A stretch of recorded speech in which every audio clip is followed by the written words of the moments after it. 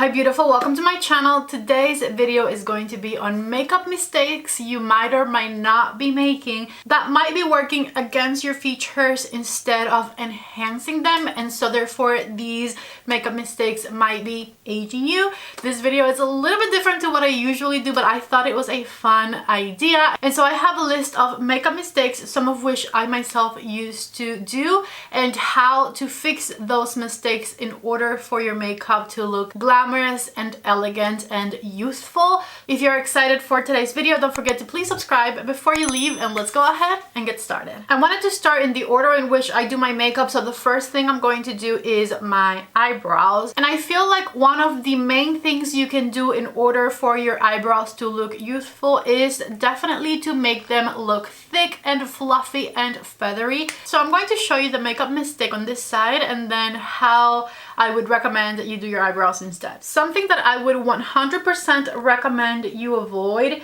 is to pencil in your eyebrows like I'm doing right now, which is kind of filling it straight to the back rather than doing little fluffy motions. I feel like even if you're doing it with a thin pencil the way I'm doing it today, this isn't going to do much in order to make your eyebrow look fluffy, although it does make it look fuller. But also something that happens when you do your eyebrows like this is you can definitely tell where you penciled in the eyebrow versus where your actual hairs are. Like there is a stark difference between the actual hairs and the brow filling when you fill your eyebrows this way. And so this right here is what I would recommend you not to do. Instead, I would recommend that you fluff up your eyebrows because this is going to instantly make your eyebrows look fuller. I personally really love using the Rare Beauty eyebrow gel for this. And once you've done this, I recommend you fill in your eyebrows, and I'm going to use the same exact pencil, which is my Benefit Precisely My Brow,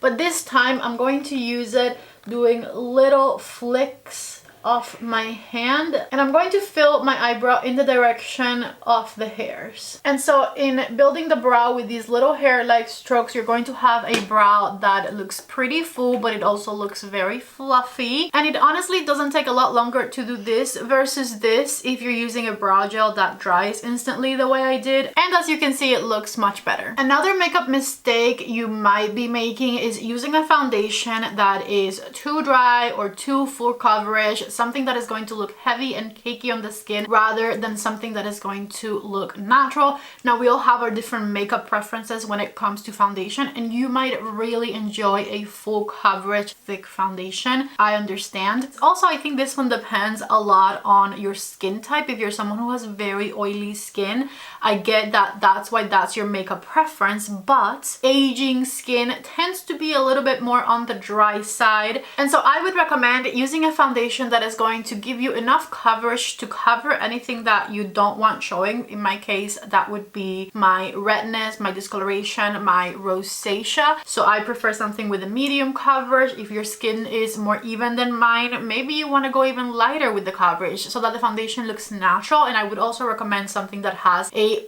natural to luminous finish to it, because a glowy foundation I find makes the skin look very youthful. I don't have any super full coverage heavy oh, I actually do have one. Hopefully my full coverage matte foundation example isn't expired, but I don't keep a lot of these. The only one I have in my collection is the Airbrush Flawless Foundation from Charlotte Tilbury, which I have been able to make work in the past, but it is a foundation that looks a little bit thick and heavy. So I'm going to put this one on this side, and then on my youthful side I'm going to go with something like the About Face foundation, which is a medium buildable coverage with a beautiful glowy finish, and also it has a very thin texture to it, so it looks very skin-like, and that is also something I would recommend. Here's my Charlotte Tilbury matte foundation side, and I'm applying it with a brush because the Airbrush Flawless Foundation is definitely best applied with a brush. See, this one on me almost looks a little mask-like.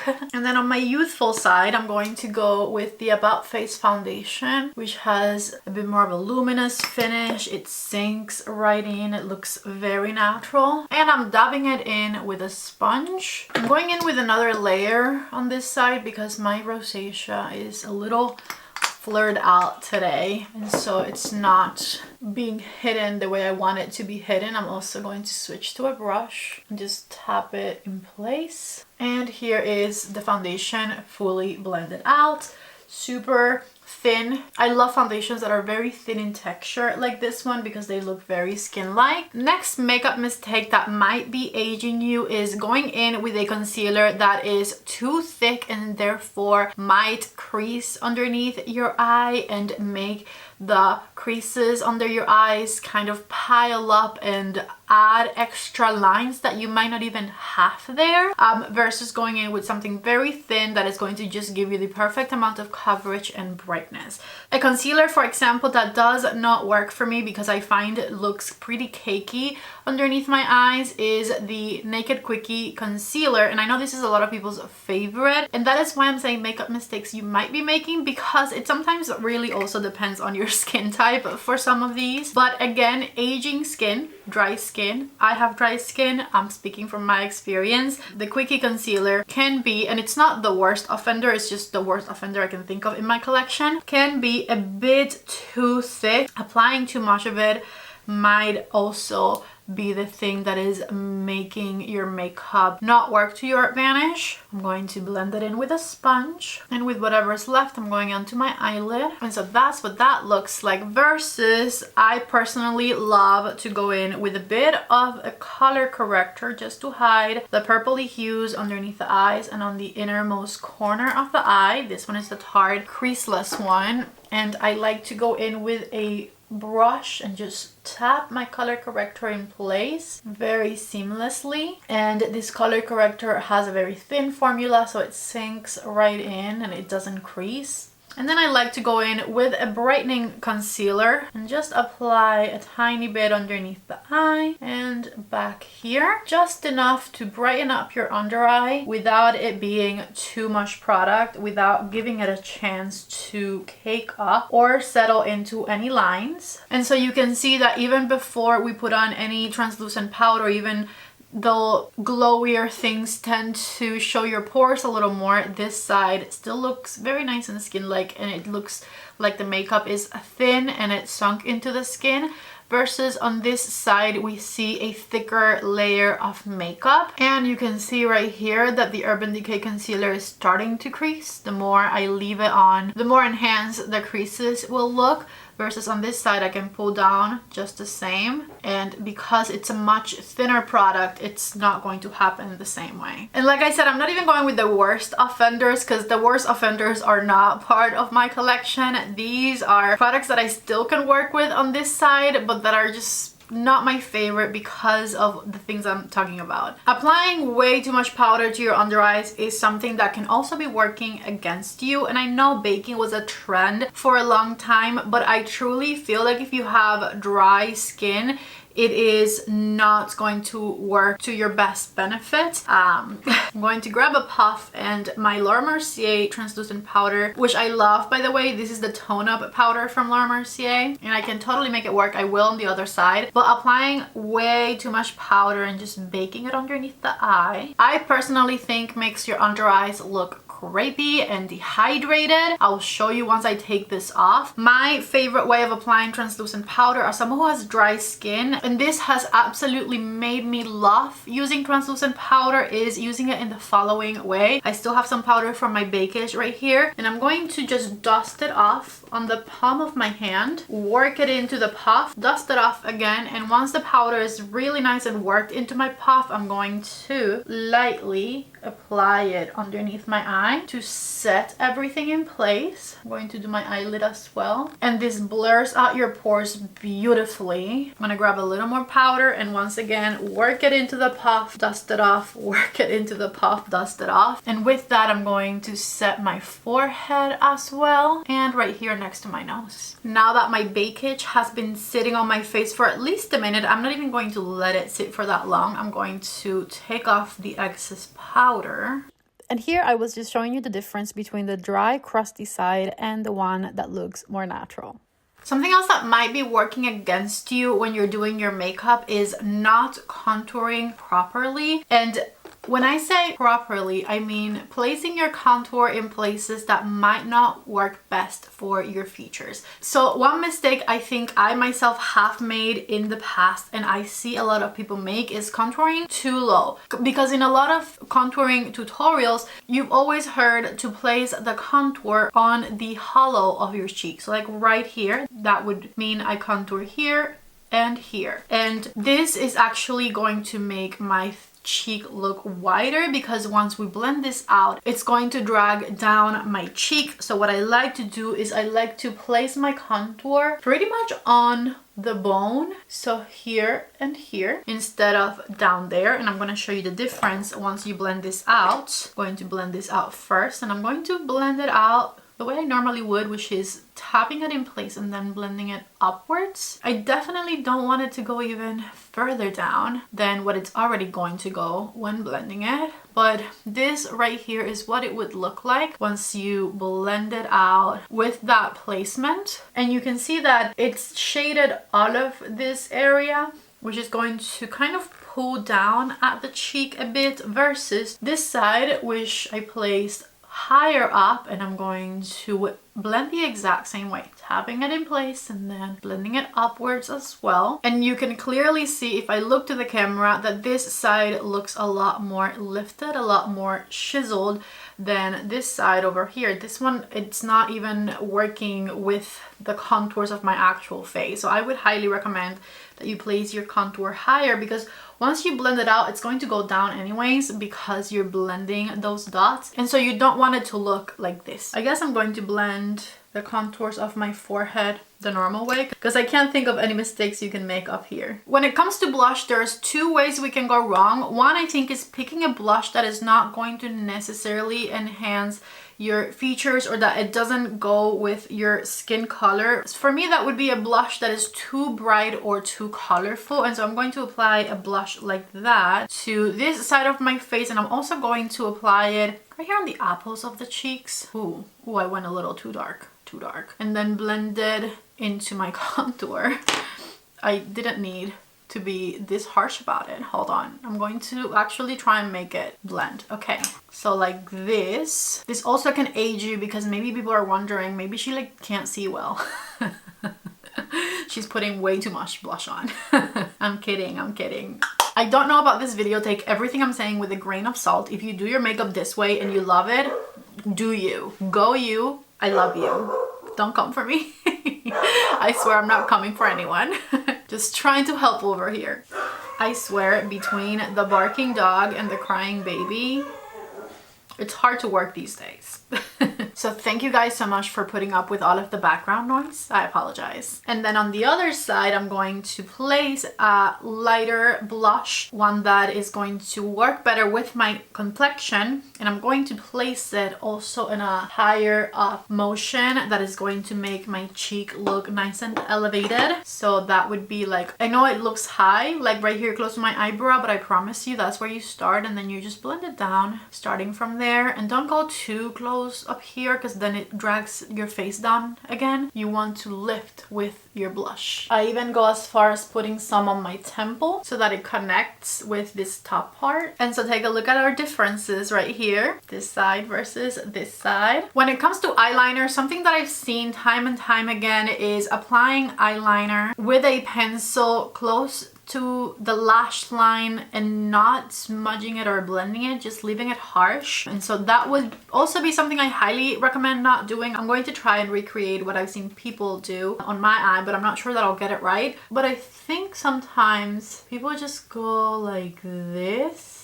and then right underneath the lower lash line as well. I'm going to even try and like smudge it a bit with my finger, assuming maybe there's a bit of effort into that. I think this is sort of what I've seen some people do. It doesn't have to be a black eyeliner. I've seen it with brown as well. This only makes your eye look droopy and small, in my opinion, and harsh. And I would highly recommend you not ever do this. I don't even have an alternative for you. I would just go without eyeliner and put lots of mascara on instead, because this just, there's no way of fixing it. It just looks terrible in my opinion. I was thinking I could do an eyeliner, like a winged eyeliner on this side to counteract this, but I don't want people who like don't know how to do a winged eyeliner to feel the need for it, because I don't feel like there is a need for it. So I'm going to do a very simple eyeshadow look on this eye instead, something nice and elegant and blended, and you can totally just do this on a daily basis rather than that smudgy thing. So let's go ahead and go for it. I'm going to use this little Charlotte Tilbury palette because I pulled it out for my Charlotte Tilbury comparison the other day. And I'm going to start with the matte shade and just tap it right here and then blend it into my crease for a very easy, a couple of shades and I'm done type eyeshadow look. Just grab your favorite blending brush. And if you want to do a one and done eyeshadow look, I like this because it lifts everything and you can just add some mascara and be done with it. But I am going to just go in with a couple of the shimmery shades in this one. I'm going to use the shade Enhance here. Just add it right in the center of the eyelid and tap it in with my finger. Really nice and easy. You don't have to overcomplicate anything. And then this strawberry shade here with a flat brush, I'm going to add to the inner corner and blend it in a little bit. For the under eye, I'm going back with the matte color and diffusing it underneath the eye. And see how this looks softer and more glamorous and elevated? Something else that you might be doing wrong or that I would not recommend would be to use too dark of shadows and not blend them properly. I feel like that also can make your makeup not look the best. Another palette I had up here because of the comparison video I filmed yesterday, so I'm going to do a look with this one and kind of try and demonstrate what I mean. I'm going to go in with this color and add it to the crease of my eye and bring it in. Add some more of it right here on the outer third, going in with the darker one. Now I know if you've been following me for long enough, you just will not do this because you know how to blend by now if you've been following me for a while. But like, have you guys seen people out in the streets with a makeup look like this? I have. And even if the shape is right, because I did the shape right, this looks, you know, a little nice and up and elevated and whatnot, but it is not blended. And that just, I feel, is absolutely a huge makeup mistake. I'm going to go as far as grabbing this middle shade and adding it with my finger to the center, just tapping it right there, adding some of the shade underneath the eye as well. And with the light gold, I'm going to do the inner corner and inner third and just bring it in. Definitely always use a transition shade and make sure you blend out your shadow, because those harsh edges are definitely doing you no favors. I am going to go ahead and apply mascara the way I normally would because I don't see how you could do mascara wrong. And I'll be back. I ended up thinking of something you could be doing wrong with your lashes, and that is not lifting them before you apply mascara. So on this side, I did not lift my lashes, and on this side, I did lift my lashes with my favorite eyelash curler. I use this every single day of my life. I always lift my lashes, and this happens to be my favorite thing to do it with. It makes such a difference right away, and it's gentle. It never pinches or tugs at my lashes or anything like that. I love it. And so here's the difference of flat versus lifted eyelashes once I apply mascara. And I applied my favorite mascara on both sides, which is the Charlotte Tilbury Exaggerize mascara, but the lifting definitely makes a huge difference. I cannot with this unblended eyeshadow. I want to wash my face so bad. All that is left is lips, and something that could be working against you when you are applying lipstick is not lining them. I personally love lining them because I can make them fuller, and fuller lips look more youthful. Juicy lips also look more youthful. So I'm going to apply lipstick on this side without lining them. Then on the other side, I am going to line and juice up things so that you can see the difference. I'm going to go in with one of my favorite Pat McGrath lipsticks on this side, which is the shade Nude Romantique 2, but I'm not going to line my lips or anything. And so that's what that would look like. This one even has a little bit of glow to it, which is nice. I love this lipstick. I love this lipstick. I just always apply it with a lip liner. So let me show you the difference on this side. Deep Taupe lip liner from Anastasia. I'm even going to apply the same lipstick over here. Already take a look at the difference. Then I'm going to take it a step further and apply a gloss or an oil in the middle. Also, I've been giving the under eyes a little time, and like I said, even though I didn't get the worst offenders because I don't own the worst offenders, you can see how this under eye ended up creasing right there, and it looks very heavy. Versus this one did not crease, and it still looks very, very skin-like and not super makeup-y. So yeah, I believe this might be it. This is my side-by-side what not to do versus what I would do instead, and I can't wait to hear what you guys think in the comment section below. Lastly, let me give you a side-by-side comparison of what my makeup looks like on this side versus this side. The whole time I've been filming this video, I've been double guessing if this was even a good idea or not, because I don't want to offend anyone. I just wanted to show you my perspective on things you could do to make your makeup look better if you by any chance are making any of these mistakes. So that's it. If you did end up liking this video, please give it a thumbs up before you leave. Don't forget to subscribe to my channel if you haven't already. I love you all so much. Thank you for watching, and I hope to see you back in the next one.